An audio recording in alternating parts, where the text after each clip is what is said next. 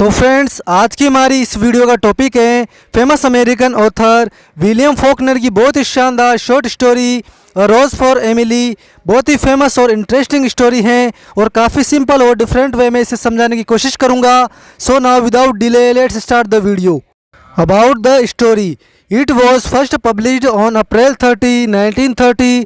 इस स्टोरी को 30 अप्रैल 1930 को फर्स्ट बार पब्लिश किया गया था। It was Faulkner's first short story published in a national magazine named the forum. यह विलियम फॉकनर की फर्स्ट शॉर्ट स्टोरी है जो दी फोरम नाम की नेशनल मैगजीन में पब्लिश हुई थी। This story is set in a fictional town named Jefferson Mississippi. इस स्टोरी को जेफरसन मिसिसिपी नाम के एक फिक्शनल टाउन में सेट किया गया है। Main themes of the story are death, change and control. Death, change और कंट्रोल इस स्टोरी की मेन थीम्स हैं। इस स्टोरी में फोकस करने वाली बात यह है कि इस पूरी स्टोरी में किसी ने भी एमिली को एक रोज़ भी नहीं दिया, फिर भी इस स्टोरी का टाइटल है रोज फॉर एमिली। एक्चुअली इस स्टोरी के राइटर विलियम फॉकनर ने एमिली के लिए पीटी दिखाते हुए उसे एक रोज़ देकर ये टाइटल उसे ट्रिब्यूट किया है। इस स्टोरी का मेन कैरेक्टर है एमिली ग्रियर्सन, जो कि एक हाई क्लास से बिलोंग करने वाली घमंडी नेचर की लड़की है। ये चीज़ों को सीक्रेट रखना पसंद करती है। इसने अभी तक शादी नहीं की और ये अपनी लाइफ में किसी भी टाइप का चेंज पसंद नहीं करती। ये चीज़ों को अपने कंट्रोल में रखना पसंद करती है। एमिली कुछ हद तक सन की नेचर की इंसान है और यह अकेले रहना पसंद करती है। इस स्टोरी में नरेटर एमिली ग्रियर्सन की पास्ट और प्रेजेंट लाइफ के बारे में बताते हैं।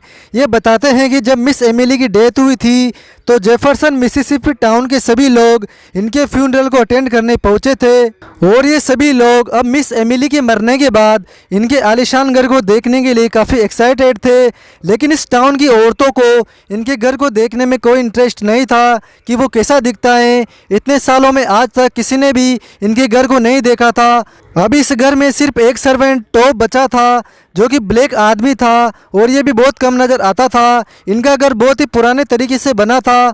बालकनी हेवीली और चमकीली थी। यह पुराने स्टाइल में बना हुआ हाउस था। जब एमिली जिंदा थी तो इनकी टाउन में काफ़ी रिस्पेक्ट थी। इनकी फैमिली काफ़ी बड़ी थी और टाउन के सभी लोग इनकी बहुत परवाह किया करते थे। इनफैक्ट 1894 में इस टाउन के मेयर कॉलोनल सर टोरिस ने ब्लैक औरतों के घर से निकलने पर टैक्स लगा दिया था, क्योंकि अब एमिली भी ब्लैक थी तो इसे भी टैक्स पे करना था। लेकिन इनका टैक्स माफ़ कर दिया गया, जिसका रीज़न यह है कि एक तो इन्होंने साफ साफ मना कर दिया कि वो किसी भी टाइप का टैक्स नहीं देगी और इन्हें यह टैक्स चैरिटी की तरह लग रहा था, लेकिन यह टैक्स देना कंपलसरी था।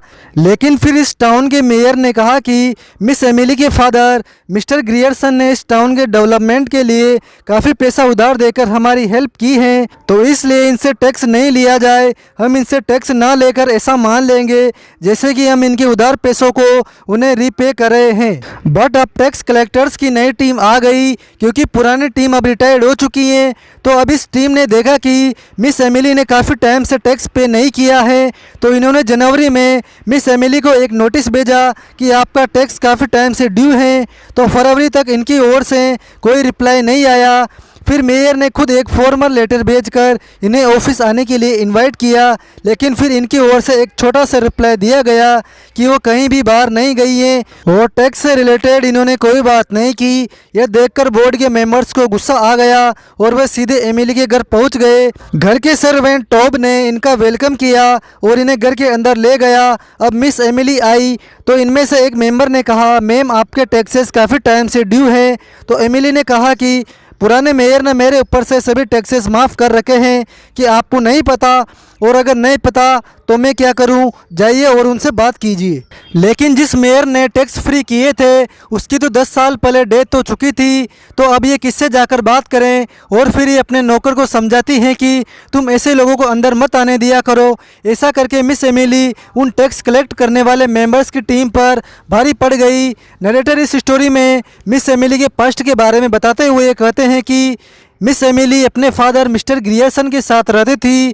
किसी से ज़्यादा बोलती नहीं थी, अकेले रहना पसंद करती थी। इसके घर किसी को भी आने जाने की परमिशन नहीं थी, केवल कुछ छोटे बच्चों को इसके घर आने की परमिशन थी, क्योंकि ये उन्हें चाइनीज पेंटिंग की आर्ट सिखाया करती थी। इसके अलावा इसने अपनी लाइफ को एकदम आइसोलेटेड कर रखा था। इसके father mister Grierson high class से बिलोंग करते थे, इसलिए मिस एमिली के लिए एक अच्छा रिश्ता देखना चाहते थे। एमिली अराउंड 30 इयर्स की थी जब इसके लिए अच्छे अच्छे रिश्ते आया करते थे, लेकिन इनके फादर उन लड़के वालों को मना कर देते थे कि वे इनके लायक नहीं है, इनकी डॉटर के लिए बेटर नहीं है, वे लो क्लास से बिलोंग करते हैं और ये उनके स्टैंडर्ड से काफ़ी ऊंचे हैं, इसलिए इनका आपस में रिश्ता नहीं हो सकता। ऐसा करते हुए इन्होंने मिस एमिली के लिए आए हुए सभी रिश्तों को रिजेक्ट कर दिया कि ये मेरी बेटी के लिए सही मैच नहीं है, एमिली उनसे काफ़ी बेटर है। और अब इस वजह से एमिली 30 इयर्स की हो गई और अब इनके लिए रिश्ते आना भी बंद हो गए।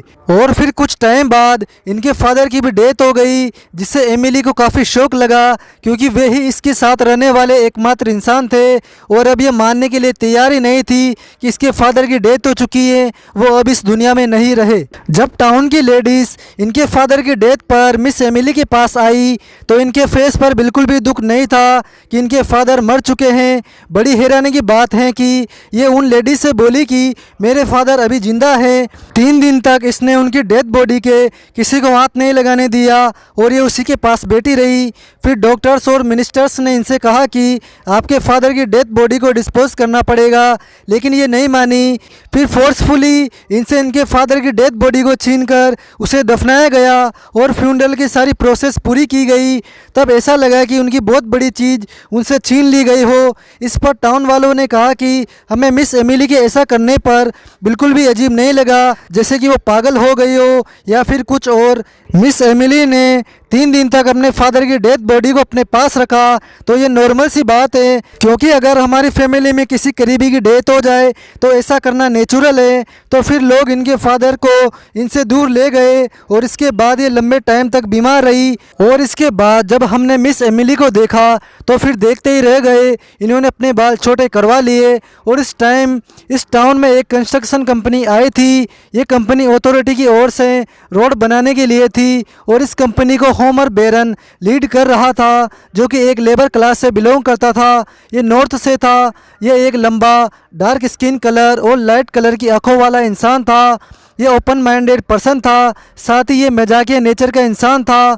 होमर की जान पहचान अब टाउन के सभी लोगों से बढ़ने लगी। अब माहौल ऐसा हो गया कि अगर टाउन में कहीं भी आपको अगर जोर जोर से हंसने की आवाज़ आ रही होती थी तो होमर भी ज़रूर वहीं पर होता था। आगे नरेटर बताते हैं कि फिर टाउन के लोगों ने होमर को मिस एमिली के साथ देखना स्टार्ट कर दिया और शुरुआत में लोगों को काफ़ी खुशी हुई कि मिस एमिली का इंटरेस्ट उस आदमी में बढ़ता जा रहा है, लेकिन इसके साथ साथ उन्हें इस बात का भी दुख था कि वो लेबर क्लास का आदमी था और मिस एमिली इससे कभी शादी नहीं करेगी। ये बात लोग जानते थे, लेकिन फिर टाउन के बूढ़े लोगों ने इनसे कहा कि मिस एमिली उस आदमी के बारे में सीरियस है, इसलिए इसके फैमिली मेम्बर्स को बुलाओ जो यहाँ से दूर रहते हैं और वे ही आकर इसे समझाएंगे कि इस लड़के से शादी ना करें। तो फिर इनकी फैमिली में से इनकी 2 फीमेल कज़न आई। तो इस टाइम होमर एमिली से मिलने के लिए एक बार भी नहीं आया जब तक एमिली की दोनों कज़न वहाँ पर इनके घर पर थी तब तक। और जब ये चली गई तो फिर उसने वापस इनके घर पर आना स्टार्ट कर दिया। अब लोग किसी भी कंडीशन में इन दोनों की शादी नहीं होना देना चाहते थे, क्योंकि आज तक वहाँ टाउन में हाई क्लास और लो क्लास की आपस में शादी नहीं हुई थी। फिर एमिली एक दवाई की दुकान पर जाकर पॉइजन मांगती हैं, तो दवाई वाले ने इनसे कहा कि हम ऐसे ही बिना रीज़न जाने किसी को भी पॉइजन नहीं दे सकते। तो फिर ये घूर कर दवाई वाले की तरफ देखकर बोलती हैं कि मैं एक हाई क्लास फैमिली से बिलोंग करती हूँ और मुझे किसी को बताने की ज़रूरत नहीं है कि मैं ये पॉइजन क्यों खरीद रही हूँ। तो फिर वो इसे पॉइजन पैक करके दे देता है।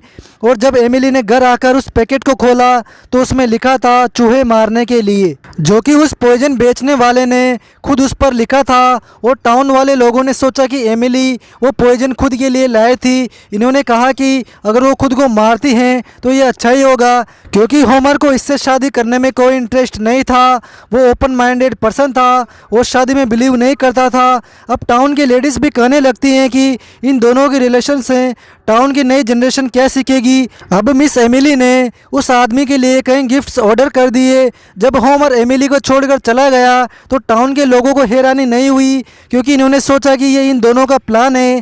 पहले तो होमर चला गया और अब कुछ टाइम बाद एमिली भी चली जाएगी और फिर ये दोनों शादी कर लेंगे, लेकिन वो कहीं भी नहीं गई। इसके बाद मिस एमिली घर पर काफ़ी टाइम तक अकेली रही और अब ये बूढ़ी हो चुकी थी, इसके बाल सफ़ेद हो चुके थे और ये मोटी भी हो चुकी थी।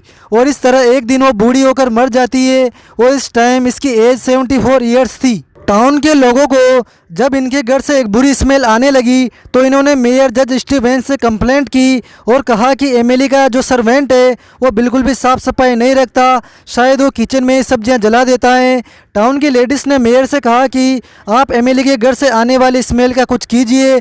इसके बाद उस स्मेल के लिए इनके पास 2 और कंप्लेंट्स आई और फिर नेक्स्ट डे रात में इस मैटर पर इन्होंने कुछ ऑफिसर्स के साथ मिलकर डिस्कशन किया, जिसमें एक यंगेस्ट मेंबर भी था। उसने कहा कि सर अब बहुत हो गया, अब एमिली को एक नोटिस देते हैं कि वो जल्द से जल्द अपनी प्रॉपर्टी की सफाई करवाएं, उनकी मनमानी कब तक चलेगी। तब मेयर जज स्टीवेंस ने कहा कि उसके घर से अगर स्मेल आ रही है तो इसमें उसकी क्या गलती है, हम उससे क्या कहकर उसे एक्यूज़ करें कि आपके घर से स्मेल आ रही है। क्या ये उससे सीधे मुंह पर बोल दे जिससे वो बुरा मान जाए और यह मत भूलो कि वो एक फीमेल भी है, हम उसका कुछ भी नहीं कर सकते। फिर कुछ टाइम बाद स्मेल आना बंद हो गया और अब स्टोरी आ जाती है वापस प्रेजेंट में, जहां मिस एमिली का फ्यूनरल चल रहा है। टाउन के सभी लोग फ्यूनरल में आए हैं और साथ ही इनकी कजिन भी यहां पर आए हैं और इन सब में मिस एमिली के घर को देखने और उसे चेक करने का एक्साइटमेंट भी है। और ये सभी फ्यूनरल के बाद इनके घर के अंदर गए और इन्होंने मिस एमिली के फादर मिस्टर ग्रियर्सन का एक बड़ा सा पोर्ट्रेट वहां पर देखा। पूरा घर देखने के बाद टाउन के लोग ये जानते थे कि ऊपर की ओर मिस एमिली का एक सीक्रेट रूम है जो कि 40 सालों में उनके अलावा किसी ने भी नहीं देखा, जिसमें वो सोती थी। फिर इनके उस कमरे को खोला गया और ये कमरा दूल भरा कब्र की तरह लग रहा था, लेकिन डेकोरेटेड था।